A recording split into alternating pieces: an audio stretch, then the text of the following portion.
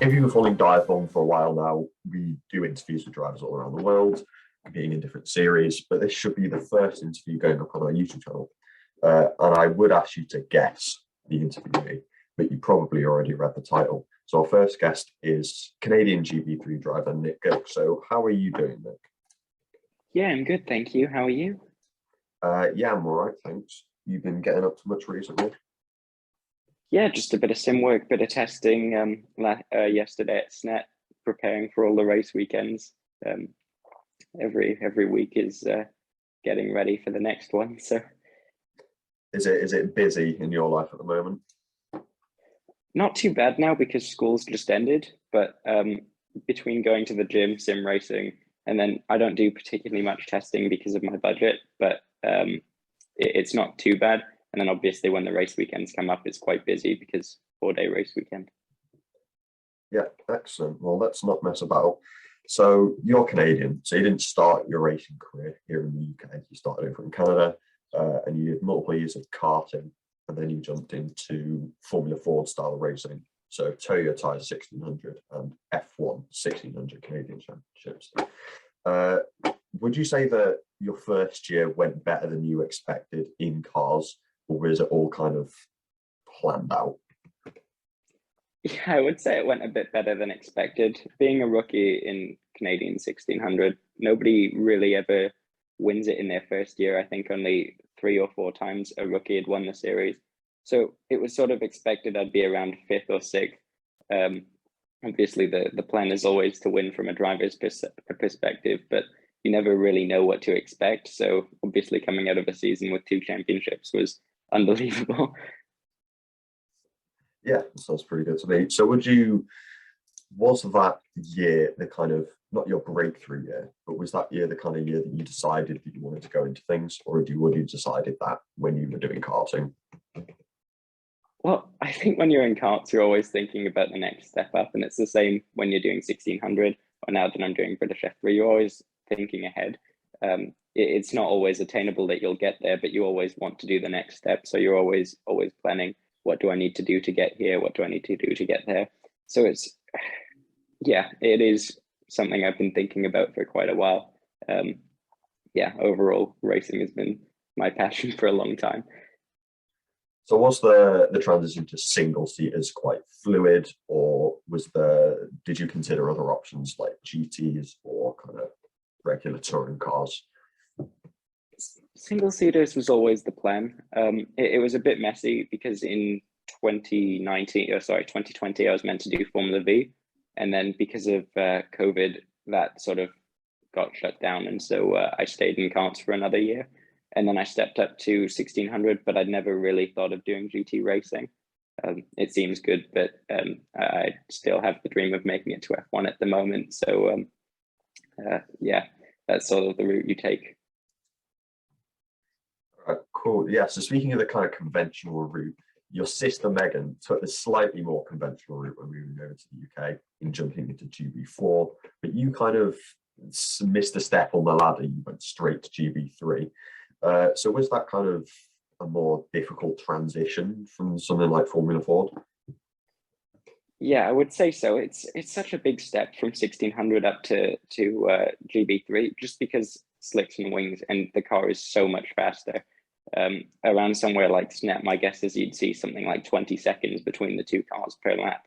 So it is quite a big step, and without enough testing realistically compared to what everyone else is doing, it is very difficult, but it is all part of learning, and it's an 8-round championship, so you learn all the time until the end of the year. So I think it was the right decision as of right now, and I've proved to be building off each round. So yeah, big step, but definitely doable. Yeah, you did do some, if I'm correct, you did do some Formula Ford when you moved to the UK. So you did Walter Hayes Trophy and the 50th anniversary Formula Ford Festival. Was that pretty similar to racing in Canada, or was the kind of UK climate quite different? There were a lot of things that were quite different between the two. One being the cars were actually surprisingly different. I mean, the speed at the end of the straight was similar, but because they run on different tires between Canada and the UK, it felt like a completely different car. And so that was something to learn. And then obviously the racecraft over here, everyone is so close. It is literally, you're always battling with someone no matter where you are on the grid. So it was a bit of a step up, even just moving from Canada to the UK in 1600. But it was a very good couple of events to build my learning, and it improved quite quickly actually throughout the 2 weekends. Yeah, so, yeah, great. So the 50th anniversary Formula 4 Festival was really competitive, actually. It went down, it was kind of, it's not your conventional championship, it's more of like a knockout tournament. Were you hoping to kind of get further in that, or was that just kind of not something to do whilst you were in the UK? But was that something that you'd always thought about competing in before moving up to British F3? I didn't really know I'd be doing it until sort of the middle of the year when I was still racing in Canada, because we were sort of monitoring my progress over there. So I didn't really know. And obviously in the race itself, I wanted to go further, but me and my sister had the incident in the semi-final, which happens, it's motor racing. But, you know, it's obviously when you come over here, you want to do as much racing as possible. And that looked like a really good event to do. So of course I entered. So your sister Megan with that incident, I won't talk about the incident, I'll spare you talking about that. But is it helpful to have a sister just to talk about racing in general, especially from a driver's kind of perspective? Yeah, definitely. I think especially now that she's in GB4 and I'm in GB3, we can compare a lot of things like on the track, sort of ask each other what the track is like. And then if we can sort of compare on the video as well, because the lines are going to tend to be the same. So you can sort of pick things up from each other. And obviously she's very experienced, having done the W Series, also 1600 in Canada and over here, Formula V and now GB4. She knows a lot. So it's great to have someone to look up to like that. Have you ever thought about competing in the same championship for a full year and see who comes out on top? Or was that just a coincidence for the Formula Ford? It hasn't really been a thing to compete against each other before between me and Megan. It's possible. At the festival, it didn't go so well as it turned out. But yeah, it was. It's nice to drive alongside her, and I'm sure if we competed against each other, it would be great fun as well. She is great to race with from the few races I've done with her, so undoubtedly it would be a good season. So you're both at Hillspeed this year. Obviously, Megan's in GB4, partner with Max Maserati, and then you're in GB3. But you're on your own in GB3. You don't have a teammate. Is that a good thing or a bad thing? Because I've heard a few sides about having a teammate. Obviously, you can't do things like compare data, but you've got the whole freedom of being the only car. So would you say that it's more of an advantage or a disadvantage? There are definitely positives and negatives. So I wouldn't say it's good or bad, but at times you want the data and the setup to be able to compare to teammates, which isn't something anyone can control. It's just unfortunate that we don't have a teammate this year. But the team do a fantastic job doing everything they can to move me up the grid and speed up my learning. So yeah, I would say obviously on the data side of things, it's tough because I don't know at times where I can improve, but you can sort of get a rough idea from the video and working with the engineers and the driver coaches there. It is definitely it's a lot smoother than it might be without them. So how would you say that Hillspeed are faring with being the only car? You know, is your performance kind of up to the standard of some of the higher budget teams like High Tech and Fortec, or are you making the most of your budget as it is? Well, I think they're doing a great job. It is tough because I can't afford to do as much testing as everyone else. So there are definitely things that aren't as easy for us as a team. But I mean, the nice thing is it's an 8-round championship and we've been improving every round. So I have no doubt by the time we get to the last race of the weekend, for example, we'll be much closer to where we want to be. But they're doing a really good job. I really can't credit them enough. Yeah, great. You said about improving kind of round on round. The first round, it was definitely, would you say it was a learning experience if you got a P16, 18, and then a pretty strong P4 in the reverse race? So was that a learning round, or were you kind of hoping for something more as it was? I don't really know, to be honest, how to answer that, because it was going into the first race of the year. So I didn't really know coming from 1600 what to expect. It had looked pretty good in preseason testing, like I'd been a bit closer to the front, but then obviously who knows what people are doing in testing. So it's tough. We came to the first round with no expectations really, just with the goal of building off each session. And then you mentioned the P4, obviously that race was quite close to the podium, so I was disappointed to miss out, but great experience overall running for both podium places and learning while following others. Would you say that the tracks in the UK are more completely different to Canada? Obviously, the first round was at Alton Park, which is quite a popular driver's track in terms of qualifying and on the spectator side as well. So was Alton Park, obviously loads of spectators, it's always jam-packed. Was that a completely new experience, having that many people at a race weekend?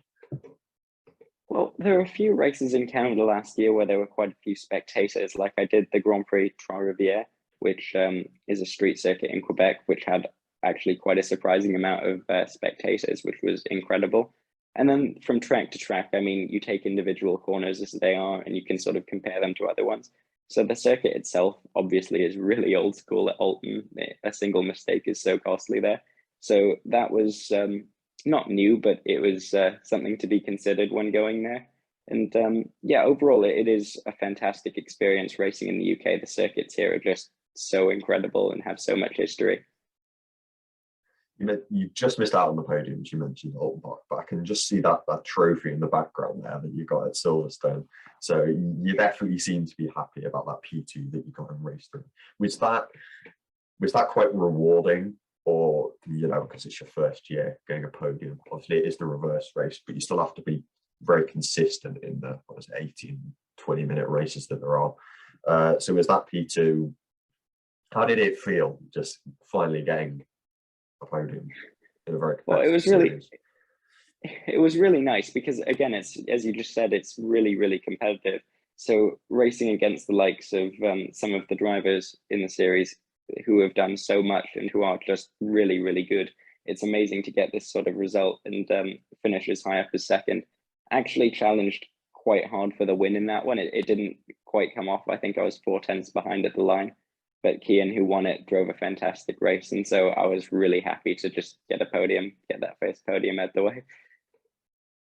How many more podiums do you reckon you can rack up with 5 more rounds to go?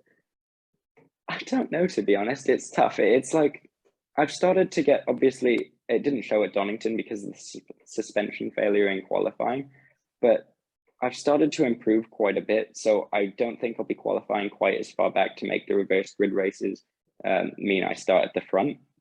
So I reckon it'll be tougher to get podiums as the season goes on, as I move towards the sort of mid-grid and hopefully closer to the front sort of area. But who knows? It's a very competitive series. It's always very close. So nobody can ever be counted out in this. Yeah, definitely. For the people who don't watch GB3, by the way, the race 3 is a reverse grid race, which is worth less points, but obviously gives the chance to drivers who qualify at the back to race at the front. So just to clarify that. You did briefly mention the suspension failure at Donington, which I imagine was quite frustrating because it meant that you just missed the 103% time. But you still managed like a pretty respectable string of results. I think you had a DNF in race 1, which wasn't very nice, obviously. But you managed to get a P12 in race 3, which is not too bad at all. You managed to avoid all of the chaos that was going on in that race. But how did that round go? Because I think, did the progress show in the results, or was it kind of more behind the scenes? Yeah, I would say it did in race 3 in particular. Obviously, the DNF was unfortunate because I think I was running in 15th at the time when that happened. But I mean, incidents are part of racing if they're going to happen, unfortunately. And so yeah, race 1, I was in 15th and then didn't finish. Race 2, I'd gotten up to 18th.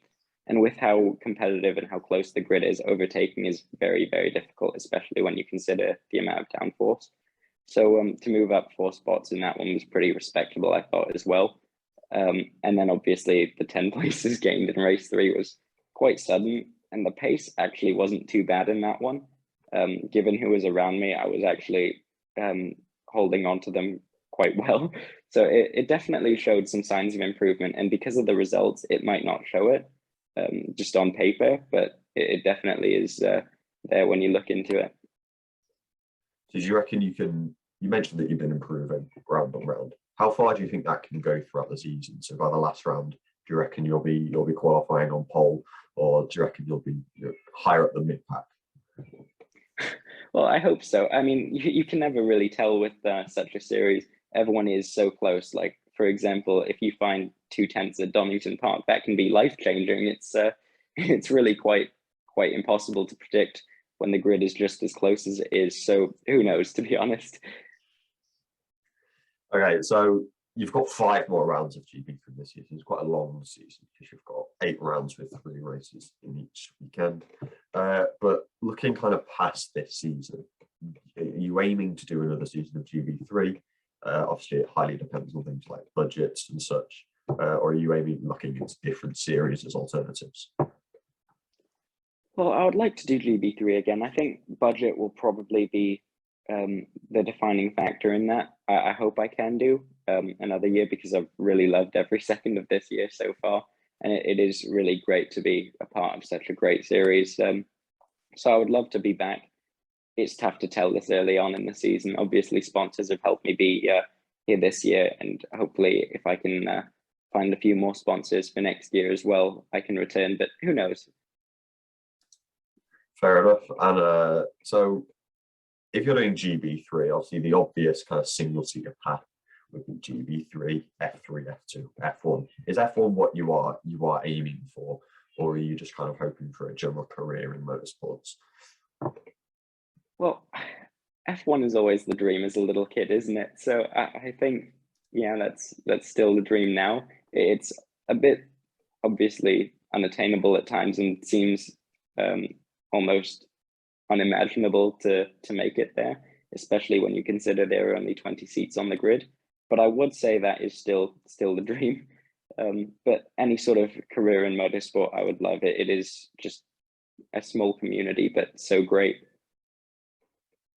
Yeah, so the kind of motorsports community that you're talking about, is that, would you say that the motorsports community is, obviously it can be great at sometimes. You've got obviously all of these great people who go to these races and organize them. And would you say that obviously you've also got the kind of the least helpful side of the motorsport community? Obviously Twitter is quite an obvious place for that. But do you kind of, when you're racing, do you kind of think about any of the negative side of what people think, or you always try and focus on kind of the positives and what you can take out of a weekend if it's gone badly? Yeah, I try and focus on the positives. I mean, it's not like in GB3 you get much hate if you don't do well. It's not really noticed that much, and it's the same until you really get to F2 or F1, I would say. So yeah, I mean, there's a lot of positives to take away, and overall just enjoy racing, really. And there are a lot of people who are just so supportive on social media, and it's fantastic. Awesome. So I think that is all I have and all we've got time for. So thank you very much for watching. If you're watching on YouTube, thank you very much for reading. If you're reading on our website, don't forget to follow, all that stuff. I can't remember what I'm supposed to say here. But yeah, thank you very much, and I'll see you in the next one.